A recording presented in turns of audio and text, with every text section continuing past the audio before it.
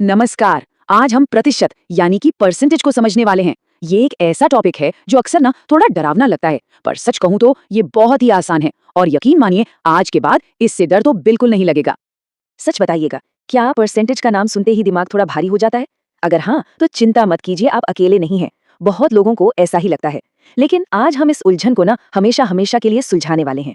तो सबसे पहले ये समझना बहुत जरूरी है कि परसेंटेज कोई मुश्किल मैथ नहीं, बल्कि सिर्फ 100 का एक सीधा साधा खेल है। जी हाँ, आपने सही सुना, बस एक खेल। देखिए, परसेंट शब्द का मतलब ही बहुत दिलचस्प है। ये आता है पर और सेंट से। सेंट का मतलब होता है 100, तो प्रतिशत का सीधा सा मतलब हुआ हर 100 में से। और ये जो परसेंट का निशान है ना, ये बस उसी की एक छोटी सी याद दिलाने वाली निशानी है।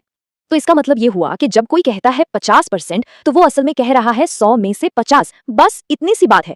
यही वो बुनियाद है जिस पर परसेंटेज की पूरी समझ टिकी हुई है। अच्छा, अब जब हम इसका असली मतलब समझ गए हैं, तो चलिए इसके कुछ एकदम बेसिक नियम जानते हैं। ये वो औजार हैं, वो टूल्स हैं जो हर परसेंटेज के सवाल को हल करने में काम आएंगे। असल में ना बस 3 ही जरूरी नियम है। किसी भिन्न यानी फ्रैक्शन या दशमलव को परसेंटेज में बदलना हो तो 100 से गुणा कर दीजिए, और अगर परसेंटेज को वापस भिन्न में बदलना हो तो 100 से भाग दे दीजिए। एकदम सरल है। जैसे 1/4 बन जाता है 25%, और दशमलव 0.75 बन जाता है 75%। ये बदलना बहुत ही सीधा और आसान काम है। ठीक है, तो अब इन नियमों से थोड़ा आगे बढ़ते हैं और देखते हैं कि असल जिंदगी में, रियल लाइफ में परसेंटेज का इस्तेमाल कैसे होता है, खासकर जब चीजों की कीमतें बढ़ती या घटती हैं। चलिए मान लीजिए किसी चीज की कीमत 100 से बढ़कर 120 हो गई, तो बढ़ोतरी कितने की हुई?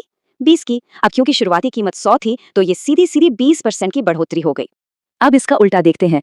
अगर कीमत 200 से घटकर 150 हो जाती है, तो 50 की कमी हुई। यहाँ पर हम इस 50 की तुलना शुरुआती कीमत यानी 200 से करेंगे, जो हमें दिखाता है 25% की कमी। चलिए अब आते हैं सबसे मजेदार हिस्से पर। यहाँ हम कुछ ऐसी ट्रिक सीखेंगे जिनसे दिमाग में ही तेजी से परसेंटेज निकाला जा सकता है, बिना पेन और पेपर उठाए। और ये है सबसे दमदार ट्रिक, 10% ट्रिक। किसी भी संख्या का 10% निकालने के लिए ना बस उसके आखिर से एक जीरो हटा दें या दशमलव को एक कदम बाईं ओर खिसका दें। ये किसी भी कैलकुलेशन का सबसे तेज शुरुआती पॉइंट है। जैसे 500 का 10% कितना हुआ? 50। और देखिए, एक बार 10% पता चल गया तो 5% निकालना तो बच्चों का खेल है। बस 50 का आधा कर दीजिए, यानी 25। कुछ कॉमन परसेंटेज को उनके भिन्न रूपों में याद रखने से कैलकुलेशन बहुत बहुत तेज हो जाती है। जैसे 50% का मतलब हमेशा आधा होता है, और 25% का मतलब हमेशा एक चौथाई। तो अब जब हमने इतना कुछ सीख लिया है, चलिए अपने नए ज्ञान को थोड़ा परखते हैं। क्या कहते हैं, एक छोटी सी परीक्षा हो जाए? तो अभी जो भिन्न वाली ट्रिक सीखी, उसका इस्तेमाल करके बताइए 800 का 75% कितना होगा। थोड़ा सोचिए, जवाब आपकी सोच से ज्यादा आसान है। सही जवाब है 600। क्यों? क्योंकि 75% का मतलब है 3/4, और 800 का 3/4 होता है 600। देखा, ट्रिक से ये कितना आसान हो गया।